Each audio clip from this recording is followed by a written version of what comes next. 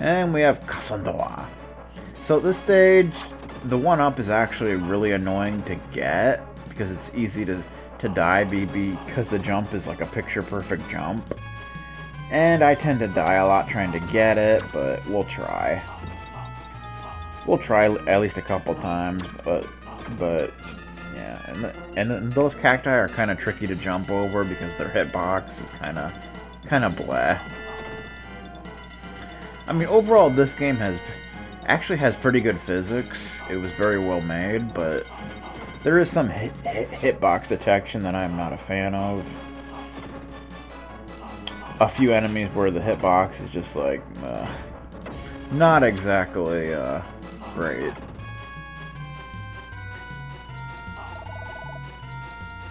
Like there's a certain boss that'll be coming up later that has awful hit detection, but we'll get into that later. It's not this boss. The boss of this stage is actually pretty easy.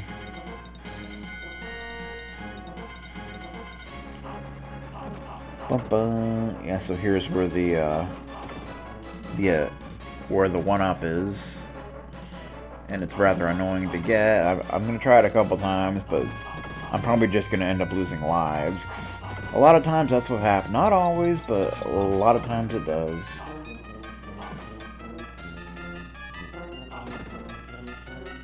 So you can come up here, which I think normally this would be a source of magic, but now that's just kind of useless. So, whatever. So the 1-up is actually under these buildings. There's like little platforms. Whoa! Wow! That's not usually what happens. But yeah, that was the 1-up down there. It's actually, I think it's easier if you actually go over to the right and then go down and around and come at it from the right side. Because then you don't have to worry about hitting that guy. Those winged little things. Because they're really annoying, and yeah. It's good to wait until they go back into their little room. So you don't have to worry about them hitting you into the hole, or wherever you would end up going. Yeah, so we'll just come down here.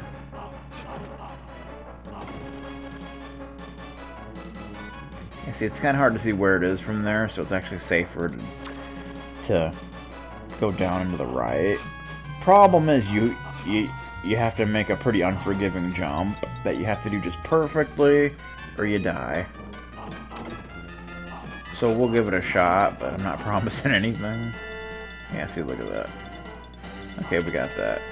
Ah. Well, I got the 1-up, but then I lost it, so we didn't technically lose a life. I think I'll try it one more time, and then I'm just gonna say screw it. Because there'll be plenty other 1-up opportunities, and the lives we have right now is probably more than efficient to finish the game. So I'm not too worried about that. I mean, 5 lives would probably be it. The 5 lives you start with is probably more than enough, assuming I don't screw up too much. You know, like I'm doing in this level. But technically, I didn't lose a life on that last one, so not a big deal. Alright, ah! Are you kidding me? Okay, we're just gonna go. Screw that 1-up. I didn't want it anyway. Oh, bastage. Okay. So yeah, that's probably one of the trickiest 1-ups to get in the entire game. Plus, it's, you know, unless you know it's there, you're probably not gonna see it. So, yeah. But yeah, some of the 1-ups are kind of like way out in the open. That one, not so much. It's one of those 1-ups that you pretty much have to know it's there, or you're probably not gonna ever get it. Alright. Let's take on the boss, which, like I said, is pretty easy. It's not too bad at all. Plus, there's a full health right before it, so there's no excuse to go in without full health. Alright. So yeah, you just want to hit it when it pops up, jump over its, you know, pinchers, and yeah. Its tentacles, whatever you want to call it, and yeah. It's not really a big deal. It can be hard to avoid damage, though, but as long as you have full health, you should be okay. That certainly was not my best performance of that level, obviously, but it's okay. It's okay. It's okay. Okay, so we got the pyramid. This level's not too bad. It has a 1-up that's like hard to miss, really. And the boss is probably one of the easiest bosses in the game, in my opinion. If you know its pattern, that is. Mummies.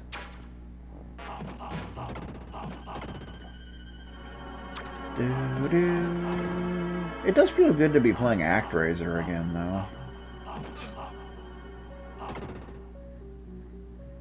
Since I haven't really played it since I LP'd it back in like 2009, so it feels kind of nice to be playing this again.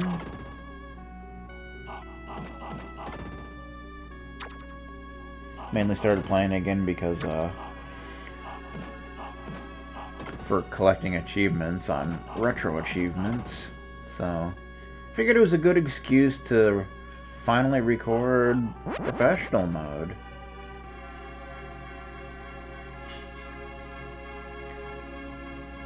Yeah, the 1-up is just up here. Like I said, it's pretty out in the open. There we go. Oh, I did not mean to do that, but that kind of saved me, I guess. Yeah, I was going to stream this, but yeah, I figured I want to practice it, and yeah, so we'll just... If there's a game that I'd rather practice, you know, it's usually better to just record it, and I am screwing up this jump. I don't know why. Bad timing. Bad timing. I am the king of bad timing, you know. I really am. Like, nobody has as bad timing as I do. I can promise you that. Oh boy. Did not mean to do that, but... Oh, I lost my health. You bastard! That's okay. This is one of the easiest bosses in the game, so I'm not too worried. Plus, I think we'll have a full health before we get there.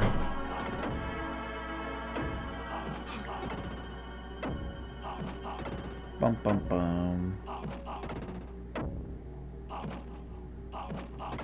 Okay. So overall, this level's not really too difficult or anything. Definitely not one of the more difficult levels, I would say. I like how these worms take 2 hits now, though.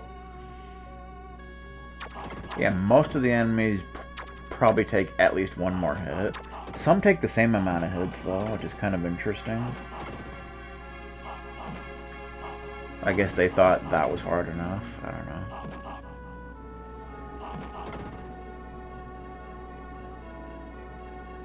Just you don't want to jump onto this platform until after it goes down into the spikes. And there is an enemy later that normally takes 1 hit, but now it takes 2, and that makes it, oh, so much more annoying. But that's in, like, one of the last levels, so we'll get to that. Alright. Okay.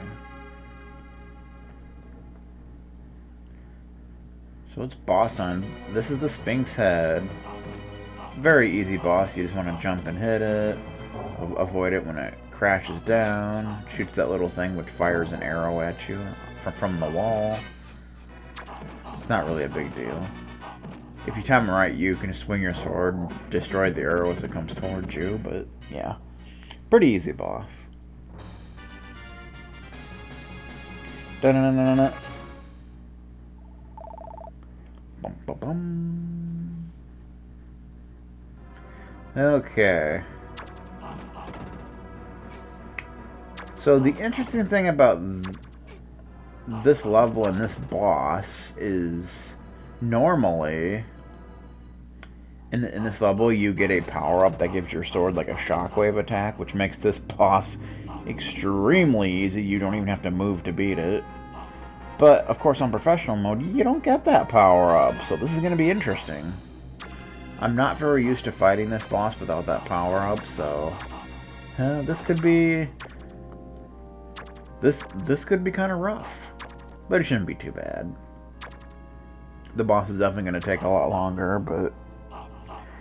Because with that shockwave attack, like, you can beat it within, like, probably, like, I don't know, like 10-15 seconds. I like how these skulls still take one hit. I think they may be the only enemy that still only take one hit. In fact, these hands still take 2 hits. Yeah, see, the thing, the hands give you a lot of points, but they're hard to defeat because of all that's going on. In fact, there are some that I think aren't actually possible to take down, but, you know. Gotta do what you gotta do. I try to take down as many as I can, though, for some nice pointage. Some nice scorage. There's some points. Got over 50,000 at this point. That's a pretty good pace, I would say. Yeah, I hate those those eagle guys, because if you don't kill them right away, they start floating around, and they can tend to follow you, and it's quite annoying. There's another one of these. So there's a power up over here. This would normally be the well, not this, but there's some health. But the next power-up would normally be the shockwave thing. But instead, I assume it's just going to be one of those, you know, destroy all enemies on screen thingies. Yeah, that one. Oh, it's a 1-up. Even better, okay. So yeah, let's take on the serpent. So you want to be very careful if you move, because one wrong hit, especially if you're in the air, and you're gonna die, like, more than likely. So I tend to stay on the 2 middle platforms and try and get all the hits you can. Depending on where you are, it can be kind of tricky to hit him without getting hit. You just want to be on the right platform at the right time. Yeah, there's a point where he kind of goes like above you, and it's possible to jump and hit him there, but it's very risky, because if he hits you, you may end up falling into the hole and dying, so you may not want to risk that. Yeah, right there. I usually don't even bother trying that. I find it too risky. Although you could just end up landing on the lower platform, if you're lucky. But I usually try not to even deal with it. Yeah, see right there. That's why I don't think it's really worth it. Especially since you'd probably only end up hitting him once, and it's not really worth the risk. We almost got him. Yeah, see, without the shockwave attack, this fight takes a lot longer. But we got it. Not too bad, right? Especially since I'm really not used to fighting him that way. But we got it.